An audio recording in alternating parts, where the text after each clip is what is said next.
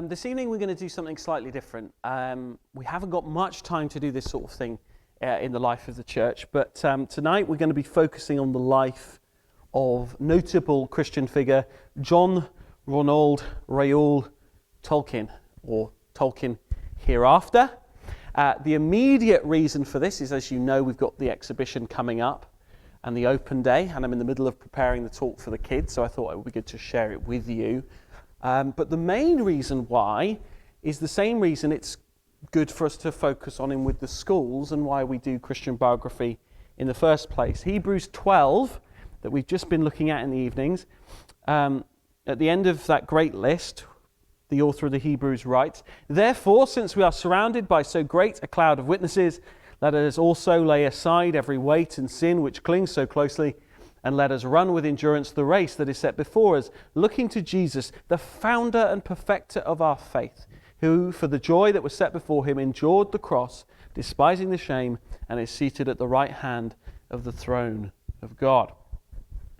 You'll recall that the author of Hebrews said that bit as his summary statements, having listed the figures of the Old Testament that we looked at in detail.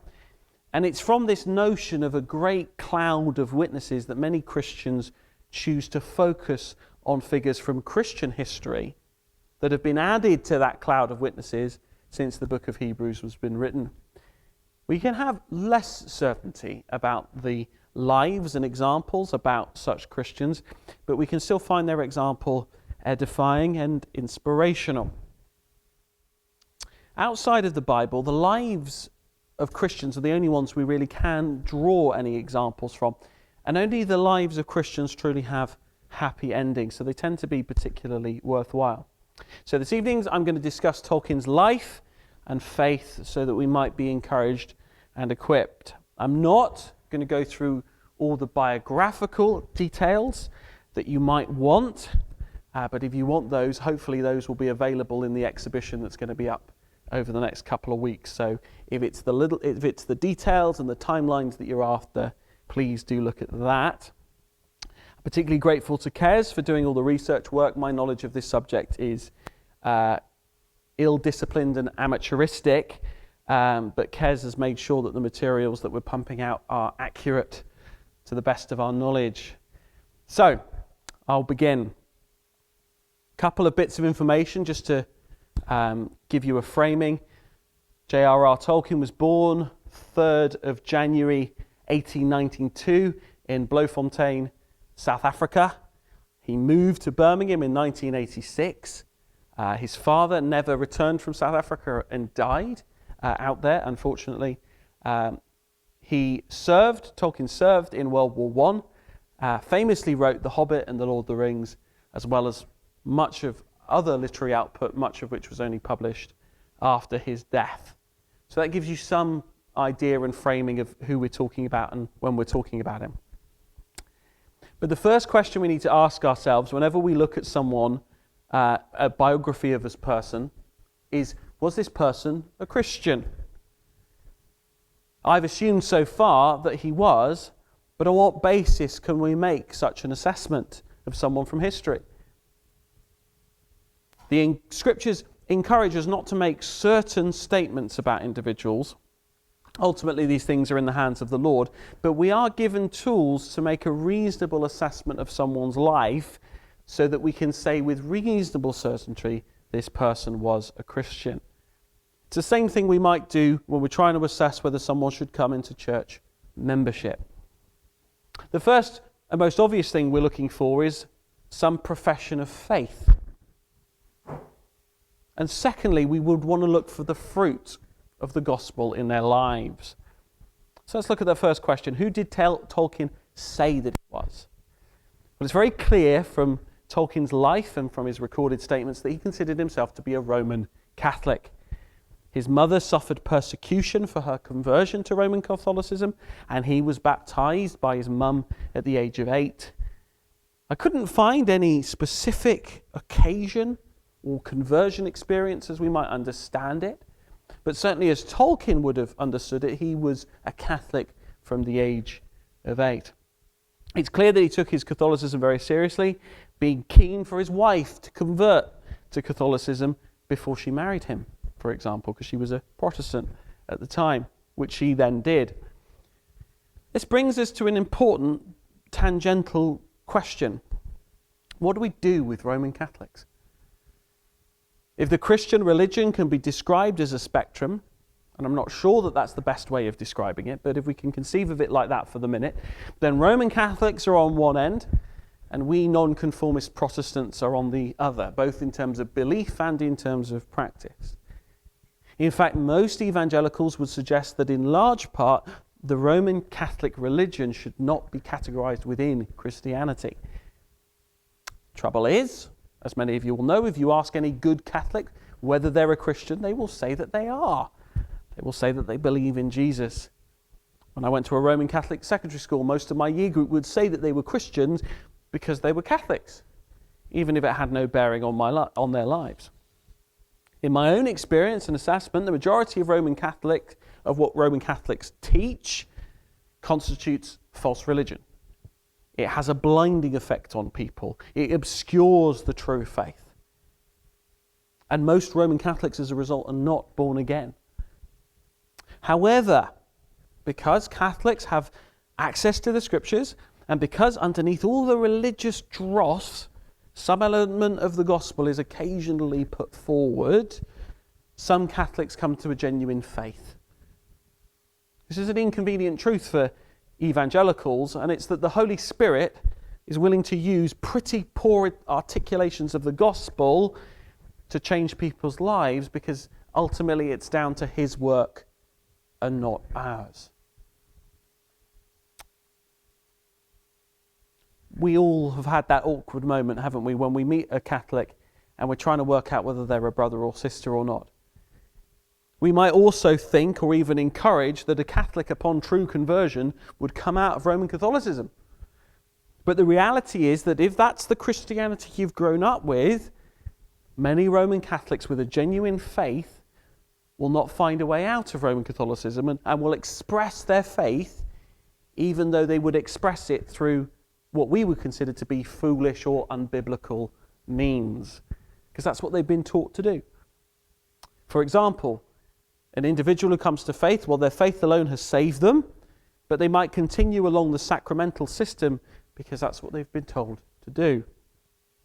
And in large part, Catholics to this day, even converted ones, are not encouraged to read the Scriptures for themselves, but they're taught by the priest who is their representative on earth.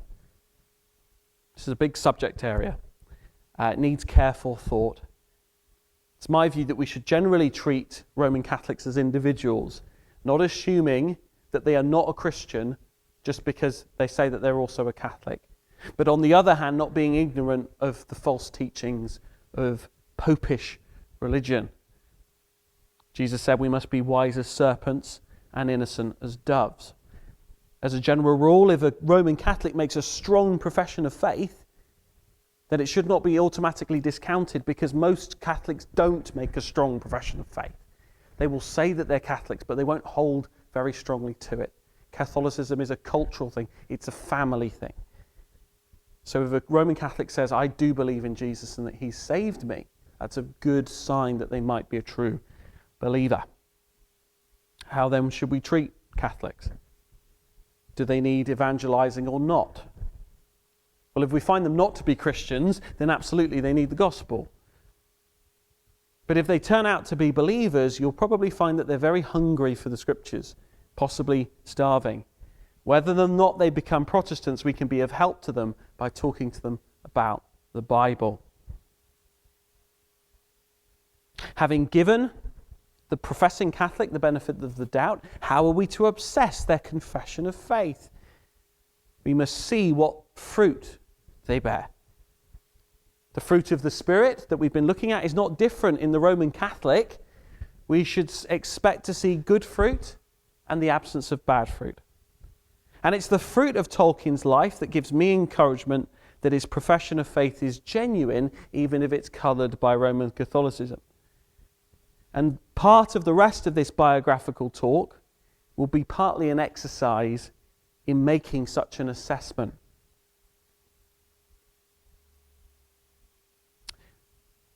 We're now coming on to Tolkien's life. And I must also just caveat, this may get a bit hagiographical. How do you say that word? I'm not going to attempt it again.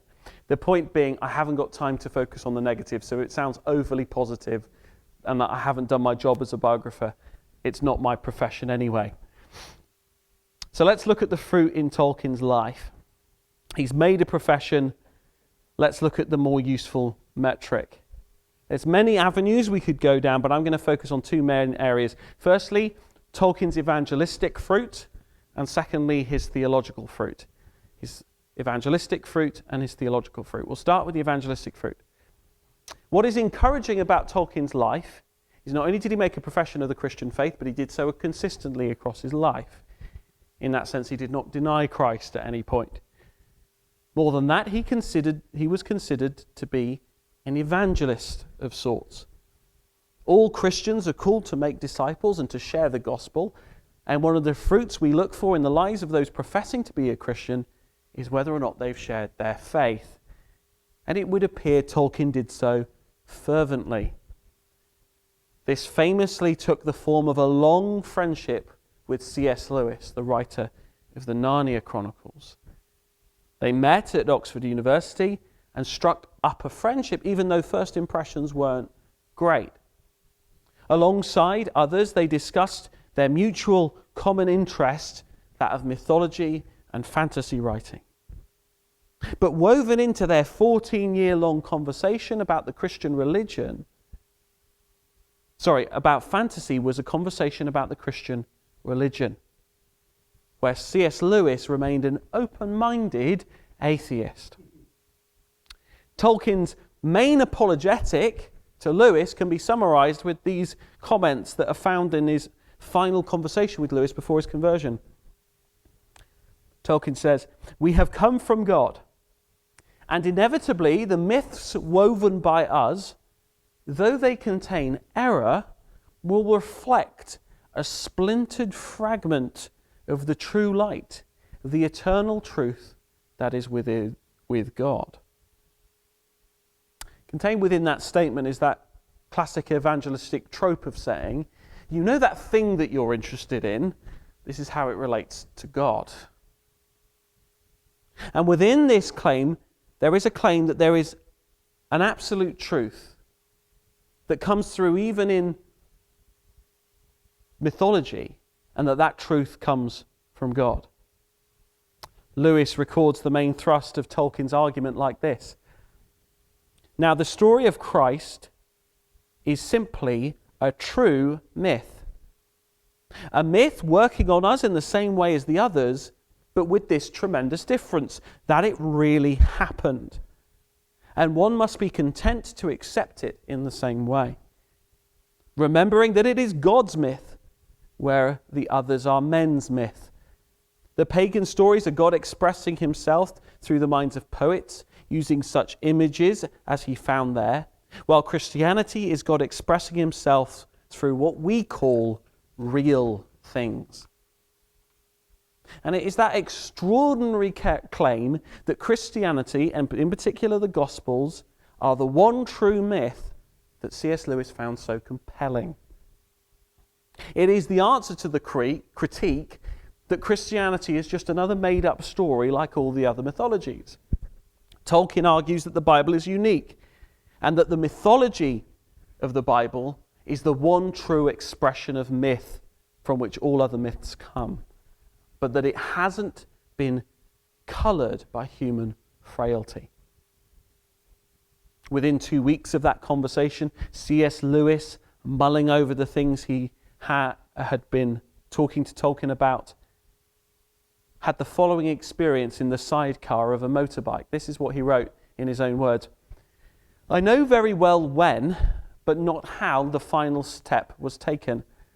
I was driven to Whipsnade one sunny morning. When we set out, I did not believe that Jesus Christ is the Son of God, and when we reached the zoo, I did. Yet I had not exactly spent the journey in thought.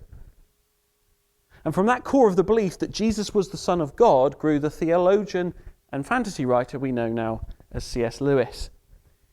For those tempted to dismiss Tolkien, we must remember that we Protestants have one of our great theologians because of a Tolkien, the Roman Catholic. Although it must be said that Tolkien was not pleased that Lewis never became a Roman Catholic himself. How can we apply Tolkien's evangelistic example? Some quick-fire applications. First and foremost, it's very rare for Catholics to evangelize. That's why we're referred to as evangelicals, because we're characterized by the fact that we do evangelize. So that when a Catholic does evangelize, it may be a sign of true faith and obedience to Christ's command to make disciples. Second of all, Tolkien was willing to befriend and talk to a non-Christian for a long time. 14 years of slow conversation, where Lewis never outright rejected Tolkien, but didn't show signs of conversion either. The conversation was ongoing. This is the model of gentle, relational, apologetic evangelism, befriending one person over time. Number 3, Tolkien is the model of how you can engage with a non-believer in a secularized subject, like fantasy or mythology, but draw the conversation back to the gospel. There is a way of doing that. Fourthly, this is an example that we can engage with intellectual people in an intellectual way if we have intellectual capacity. It's not all of us, and that's not how all intellectual people will be saved, but there is room for that. But fifthly, this is often used as a justification for the sorts of intellectual apologetics that are very popular today. But it should be noted that in the end, Tolkien was making a claim that required faith. He said it needed to be accepted that this was the true myth. And Lewis's final step did not come from him going, I have now been intellectually persuaded, but came from a mysterious work of the Holy Spirit on a motorbike ride. So yes, all of those apologetics, intellectual conversations were useful, took Lewis on a journey, as we might say, but what was important that there was a Holy Spirit work going on underneath. So that's just some applications from his evangelistic fruit. This is strong evidence that Tolkien was a believer and is an example of how we ourselves might evangelize over a long period of time. Now you might say, wouldn't it have been better if Tolkien had evangelized more people or written evangelistic tracts? Possibly, but if you look at the impact of C.S. Lewis on the Christian faith and how many people he then evangelized, it's a testament to the impact of one conversion. Some of us, at some time, we might be called to play the long gospel game, where the Lord is drawing us to one person for a long time because he has a plan for that person. So that's Tolkien's evangelistic fruit. Now let's look at Tolkien's theological fruit. Tolkien's theological fruit. After his conversion, Lewis would go on to publish both works of fantasy and theology. Tolkien, however, never studied or wrote anything theological in an academic sense. In fact, though he had been working on Middle-earth literature from an early age, it was only C.S. Lewis's encouragements that caused him to think that any of it was publishable. What they both produced in time was conscious Christian allegory. That is to say, stories that have elements and themes that correspond to Christian elements and themes. Tolkien's view was that, having been created in the image of God, who himself is a creator, we ourselves create things, including stories and myths. The Bible was the one true myth, as we've looked at, and all other mythology contained some truth, and as a result of the inspiration of the one true myth. And this informed his view, Tolkien's view, that allegorical stories should be subtle. The Christian allegory should come out of the natural creativity of the Christian person. This differed from Lewis's approach, whose allegory was much more on the nose. And this is something they disagreed about.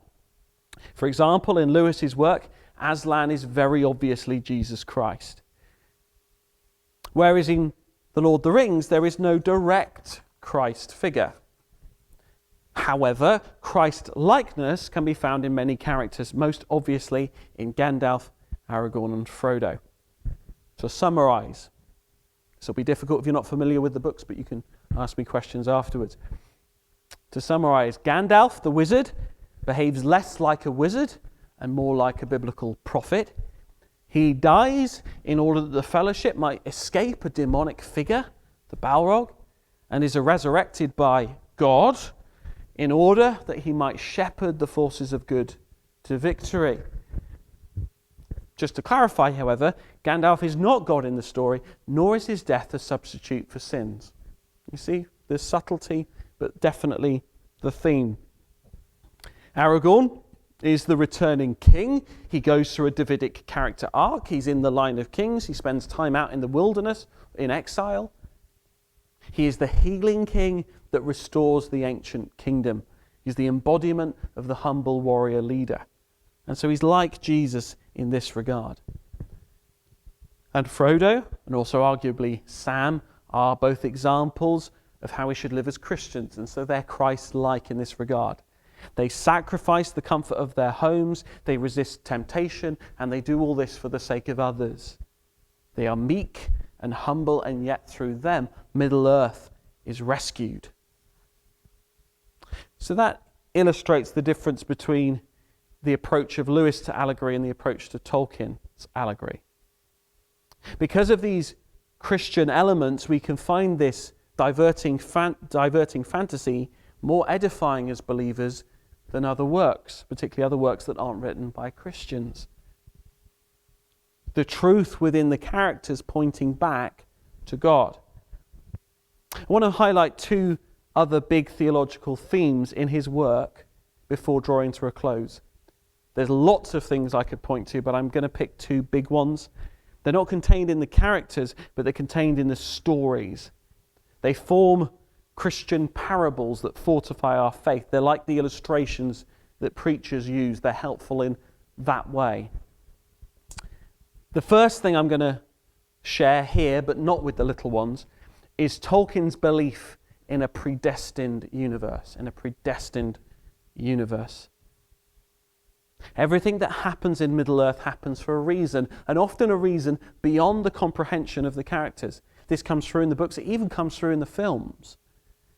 At the end of The Hobbit, Gandalf says to Bilbo, after his adventures, surely you don't believe the prophecies because you had a hand in bringing... surely you don't disbelieve the prophecies because you had a hand in bringing them about yourself. You don't really suppose, do you, that all your adventures and escapes were managed by mere luck, just for your sole benefit? You're a very fine person, Mr. Baggins, and I'm very fond of you, but you are only quite a little fellow in a wide world, after all. Getting across the idea, even to children, that there is some grand and good plan. Right at the beginning of Tolkien's Legendarium, in the book called the Silmarillion, which if you think of the Lord of the Rings as Tolkien's New Testament, then the Silmarillion is Tolkien's Old Testament, there is a mythological creation narrative for Middle-earth. And involved in it is an explanation for the role of evil within predestination. In my view, it's the best human imagery I've heard to explain that truth outside of the Scriptures. Because the passage is a chapter long, I'm going to quickly oversimplify the tale for you. In Tolkien's mythology, before the world is created, there is singing between God and his angels. The chief of those angels is Melkor, and he decides to go against the main musical theme of God. But no matter how much musical discord Tolkien's devil figure throws in, God works the discord into the overall piece that leads to greater musical glory. After all this is concluded, the world is then created following after the pattern of the music. And whatever discord is found in the world, it arises as a result of the rebellious themes of Melkor. But none of the evil that arises ever prevails in the long run, and it only leads to the ultimate glory of God in the story. That's what Tolkien's mythology promises right at the beginning, and that's how it plays out throughout. Eru, the name of God in Tolkien's fantasy, puts it like this. And in this point, it's written a bit like the King James. Eru speaking, "And thou, Melkor, shalt see that no theme may be played that hath not its uttermost source in me, nor can any alter the music in my despite. For he that attempted this shall prove but mine instrument in the devising of things more wonderful, which he himself hath not imagined." This gives us a picture of how the Lord works even evil for good. It gives us an understanding of a tricky theological concept, and is very much in line with Romans 8:28, where we read Paul, "And we know that in all things work together for good, to them that love God, to those who are called according to his purposes." On this point, Tolkien's theology is more consistent and more biblical than C.S. Lewis's. Though Lewis's allegory is more on the nose, sometimes across the Chronicles of Narnia, he misses the mark or perhaps changes his theological view. Whereas Tolkien's predestination is consistent, and it enables him to deal with both the themes of tragedy and victory. Or as Tolkien put it, catastrophe and eucatastrophe. The Hobbit and the Lord of the Rings contain both these elements. They both end in joy. So that's the great theological theme of predestination. There is another great theme as well that comes through most strongly in the Lord of the Rings, and that is one's individual battle with temptation. Temptation takes the form of many different parabolic objects in the Lord of the Rings, but notably the One Ring itself. This is something we're going to try and get across to the little ones, even if we're quite subtle about it. The one premise of the story is that temptation is impossible to resist for most people. The ring itself, if you know the story, is of demonic origin. Sauron poured a large part of himself into it, and yet it is separate from him. Frodo must carry the ring as part of his quest, but he must resist the temptation to put it on. When there is danger, particularly in the form of ring race, the temptation to put on the ring is particularly strong and particularly risky if Frodo gives in. For Frodo's uncle Bilbo, the ring began life as a useful trinket, gives him temporary invisibility, but it also slowly corrupted his uncle. And for Frodo, putting on the ring would lead the devil straight to him. What we have in the Lord of the Rings is a picture of our battle with sin in our life. So long as we remain on earth in our quest or our mission for God, we have to battle sin. And yes, there are powers and principalities that are opposed to us, Saurons and Saramans and great kingdoms of evil. And there are external temptations, but our main battle is with the temptation that comes from our own heart in our battle with the flesh. The ring is representative of the flesh because we have to carry it with us, but we can't give in to it. Gollum, who seeks after the ring, is an example of someone who is given into the temptation for a long, long time, and he can't break free of it. Tying the two themes together, ultimately, right at the end, Frodo does give in to temptation. Sorry to spoil the story for you. But just in the final moments, Frodo succeeds because in that moment, Gollum intervenes, steals the ring off Frodo, and he slips into the mountain. This is in fulfillment of Gandalf's prophecy earlier in the story and is part of the overall control that the predestined world of Middle-earth We see it through even in The Lord of the Rings. In Tolkien's conception, the battle is finally ultimately won or lost by the weak and humble, but by the plan of God. The hero is the one that resists temptation as much as possible, but not absolutely. That the battle is ultimately won or lost by God. And so The Lord of the Rings in particular is one long parable about temptation. Is the gospel to be found in The Lord of the Rings? Can the gospel be found in any fantasy work? Lewis's line, The Witch in the Wardrobe, certainly contains more of the gospel narrative, but there is no call to repentance and a belief in Aslan. The Lord of the Rings, gospel themes are more obscure, but many report reading the work and being pointed towards the scriptures. Certainly the work is edifying, I hope, for believers and can help us understand theological truths. Furthermore, so far as it's influenced our culture along biblical lines, it is a force for the common good under common grace. And it is that because it holds biblical truth. And because it holds biblical truth, it has come under attack in the recent culture wars. Ultimately, Tolkien's life is an example of how one can use the gifts God has given us, creative or otherwise, to express Christian faith and glorify God.